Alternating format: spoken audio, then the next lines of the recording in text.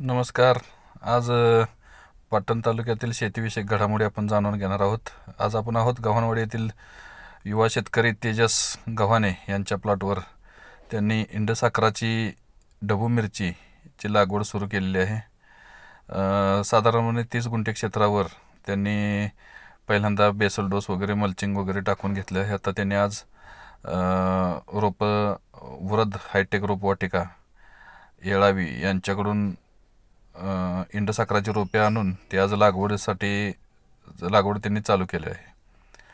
आज पाटण तालुक्याची शेती बघितली तर येथील हवामान प्रचंड धुक्क, तसेच उन्हाळ्यात प्रचंड ऊन, तसेच पावसाळ्यात सर्वात जास्त पाऊस पडणारा तालुका म्हणून पाटण ओळखला जातो. अशा ठिकाणी या संवेदनशील पिकाची लागवड करणं म्हणजे फार जिकिरीचं आहे.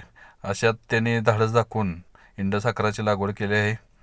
आता इंडसाखराची लागवड केल्या केल्या मुळातच हलक्या प्रतीच्या जमिनी पाटण तालुक्यामध्ये भरपूर आहेत. हलक्या जमिनी असल्यामुळे त्याला जीवाणूची संख्या त्याच्यामध्ये कमी असते. त्यामुळं पहिल्यांदा आपण त्याला जीवाणूचं आळवणी देत आहे. NPK जीवाणू आहेत, त्यामध्ये आपण चांगल्या कंपनीचं एक NPK जीवाणू 1 लिटर असं घेऊन आपण आता त्याला आळवणी देतो. या प्लॉटची लागवडीपासून ते काढणीपर्यंतची इत्थंभूत माहिती आपण प्रत्येक वेळी देत राहणार आहोत.